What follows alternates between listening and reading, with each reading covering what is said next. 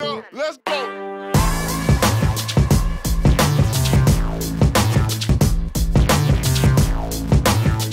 Welcome back to another video, guys. I am so happy you could join me on this because I was so hyped about that last video I did. I could not wait, and I had to find Karas the Revelation. And it wasn't due to the fact that I thought it was like the greatest movie of all time. If you watched my last video, you would know what my review was. And matter of fact, I'm going to see about if I can put a card somewhere on this thing, like here. Somewhere on the screen, you'll see something pop up. But either way, Karas the Revelation is what I hoped it would be. It's actually a continuation of Karas the Prophecy, taking off where the last movie ended. Basically, when you watch these two movies, put them together. Let's just do that. Let's just put these two together. Kill Bill the hell out of this movie and watch it as one piece. It'll make so much more sense. And I'm about to explain why. All the same things I talked about last time that I enjoyed were there. There is action. There is good art stylings. The CGI you get used to, and it becomes part of it. It does feel disjointed at sometimes, but you get used to it. But the part that is better here is that there is actually dialogue and story. Whereas before, it was just like action, no dialogue. Whatever little, plot twist that they have was sprinkled in here and there, and you had to use your detective mind to try to put it together as to what the hell's going on. This end half gives you everything. You find out why Nue is the way he is. You find out that literally the reason why your main character, Karas, who wasn't the main character in the first one, I will dare argue that to anybody, why Karas was chosen, and he represents the city, basically. And that's the biggest thing here. I never even got that in the first movie. In the first movie, I didn't even recognize that the little girl with the weird goggles and the, platinum blonde hair is actually a spirit representing the city. Let me digress.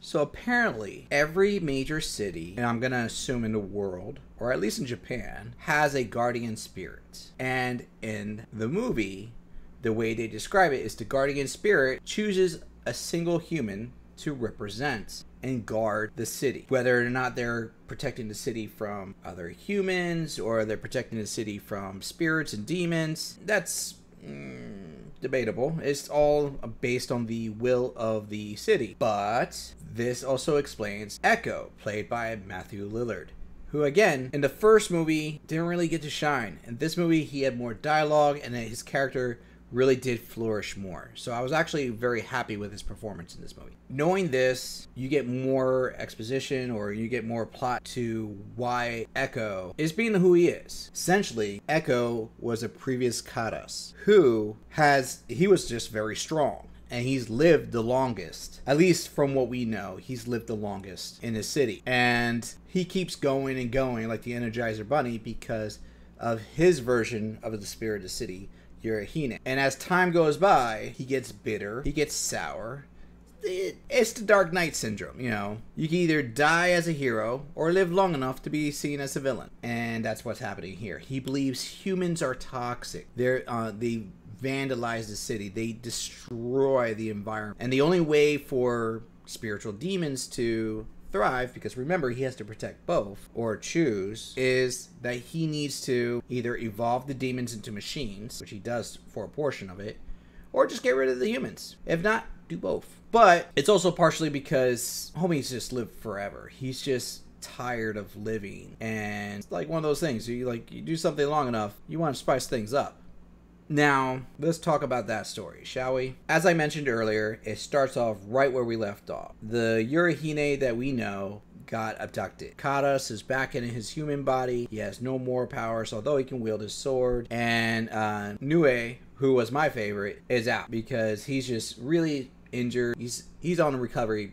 He's on the mend. Little snail boy still in the picture. Still cute as a button. Love that kid. And you find out that basically the main character who plays Karas used to work for the Yakuza or some kind of gang like, and he was like essentially a hit. And true to form, he only used a sword, and he had a best friend. I feel like there was a little bit more to that relationship than they were alluding. Yeah, just because he's like, one time, like the best friend was like, hey, we need to escape, get you out of this life. And it's like, I was hoping to do it better And he's like, it doesn't matter where we're at as long as you're with me. I mean, that guy has some feelings. But that was all he had.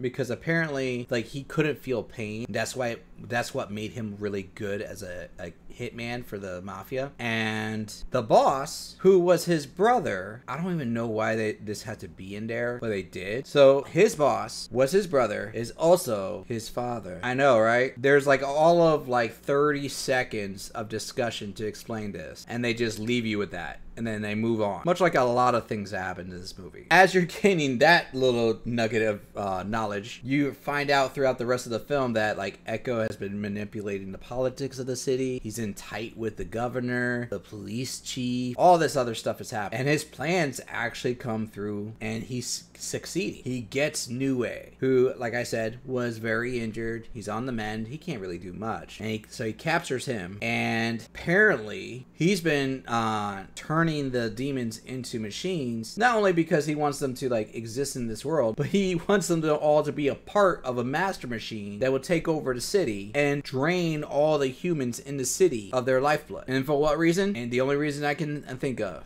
power. He wants to take over the city and become the city, and the only way he can do that is by killing everything else and being the sole survivor. But at this point, he's succeeding, and you see Kadas having to hide away with the other humans, and they're trying to run, and he can't really do much. And then the police chief is like, I saved you all. This one bunker is safe from everybody and everything. I made a deal with Echo. And everybody's like, what do you mean? He's like, you don't understand. You guys ruined everything. You messed up the whole entire city. You trashed everything. And as he's ranting, he starts like frothing at the mouth, and he just turns into a demon. And like at that moment when he turns into a Mikura, he switches his dialogue from I saved you all to I saved you all so you could be my dinner. So there's that. The one bittersweet moment of that was our two police officers. The one who's like, I don't know why I'm here, and the one who's like, I believe, but never saw any proof. That officer finally sees some actual spirits, and he comes from around the corner, and he's like, there's demons, there's real demons here, there's proof. And as he turns around, there's the police chief turned into a machine minotaur looking kind of creature, and he stabs him through the gut. That's it. The guy's like, you think I don't know about demons, and